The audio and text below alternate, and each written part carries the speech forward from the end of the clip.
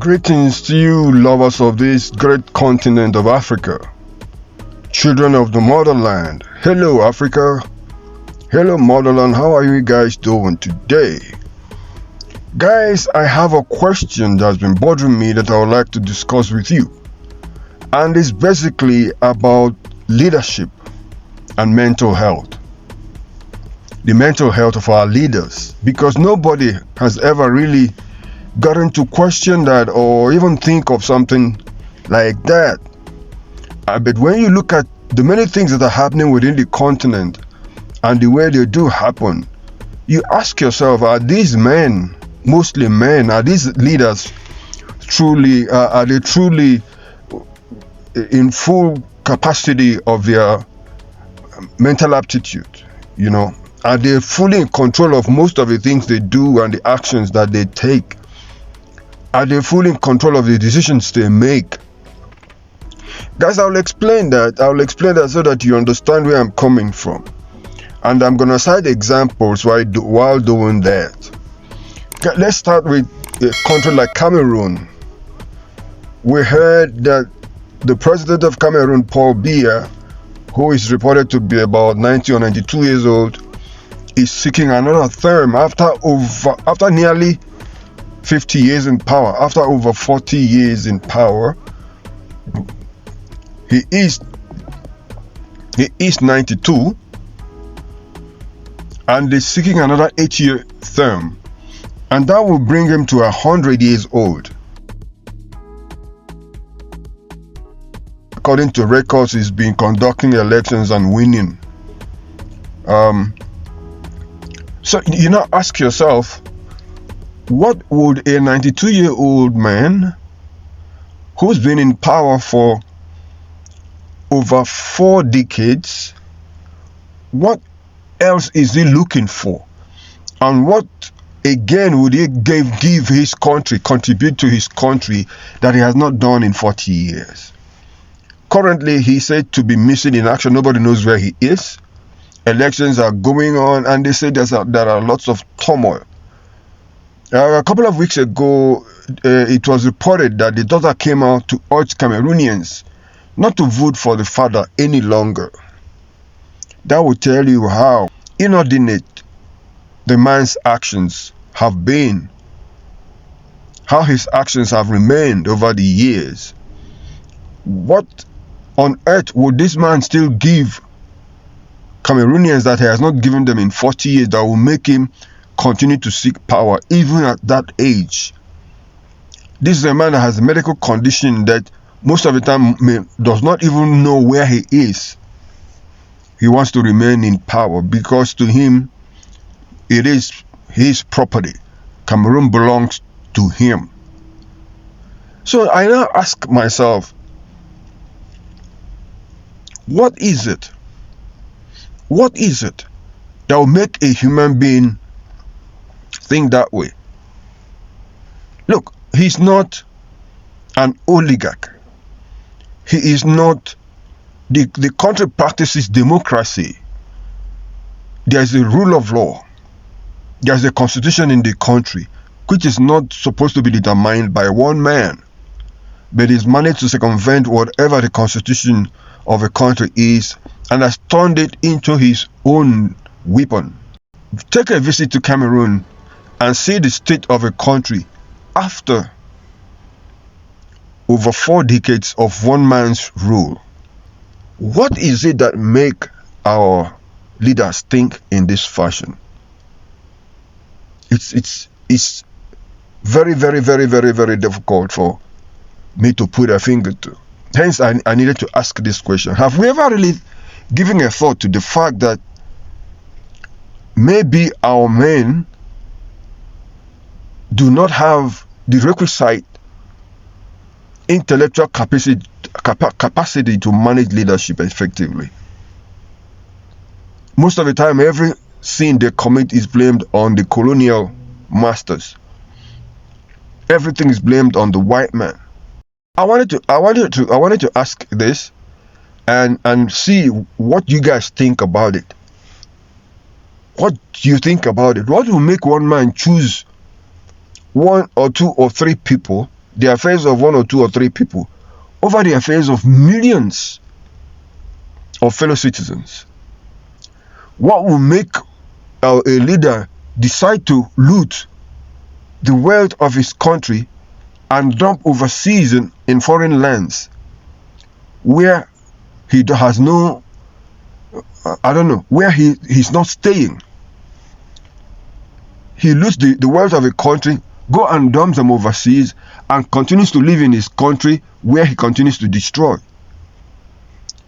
At the end of the day, he has only some time to live and will surely die. All those things that were stolen from his country are abandoned overseas while he's gone. Imagine a president that is 92 years old, that has everything in this world, has hundreds of properties overseas. Imagine a president that is 82, 80 something, that in his 80s, that has over 40 palaces, all littered in Europe, mostly in France. These are monies that would have been used to build industries and build their country, secure the love of their people for posterity. We have a situation in Africa where the families of an erstwhile leader pleads with their fellow citizens to forgive their father for the sins he committed against them while in power. These men don't think about the people they will leave behind after they are gone. Anyway, I don't know what you think. If this is your first time listening to me, please subscribe. You don't lose anything by subscribing. Like, so that YouTube will send you our next video when we make it. Our leaders really need kind of orientation. They need moral awakening. They need a lot of help because they are not managing power very well. What do you think? Send us your comments. Let's talk about this. It's very, very important. But until we meet again, let's keep praying for our continent, Africa. Let's keep praying for our leaders and hoping for a change of heart, because it looks like all of them are almost the same thing. It's one problem after another, one country after another, the same system whereby democracy is defeated, democracy is turned upside down, and they will be ready waiting for the masses, because they know that the masses will react. And you wonder why they don't feel ashamed that the people they are ruling over reject them, do not want them. Not because they don't want them as individuals, but because they don't want the way they live their lives and the way they rule. All the people want is good government. If you say that a country is practicing democracy, let it be democracy. Let it be democracy. Let it not be something else. Let it not be a situation where one man colonizes the whole country. A country that emerged from colonialism is now colonized by a man of the same country, of the same color, the same tribe, the same creed. He stays there and does whatever he likes at the expense of others, millions and millions and millions of people. It is not a fair situation. And the worst is that Africa Union will be watching them and doing nothing. We'll be watching them and doing nothing, but instead even be praising them. It's a shame. Guys, let's talk again very soon. May God bless all of you. May God bless Africa. May God bless each and every one of you wherever you are in Africa. Long life and prosperity. A new Africa is truly possible. Goodbye.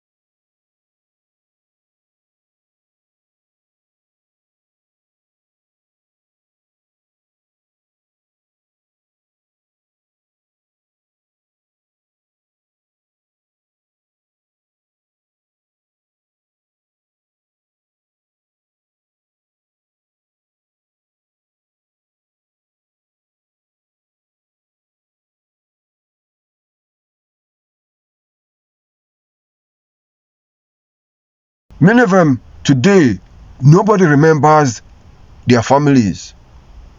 Nobody is proud of them. Nobody wants to associate with the families they left behind. I wouldn't want to start naming names, but there are plenty of them.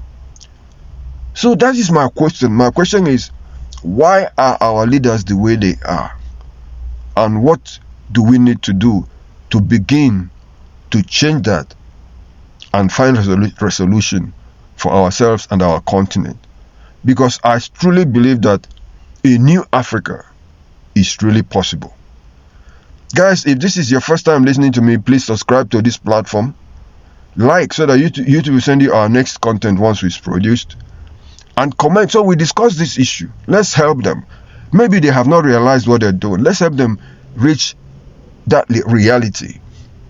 Reach that reality that, look, what they're doing is wrong. Until we meet again, God bless you.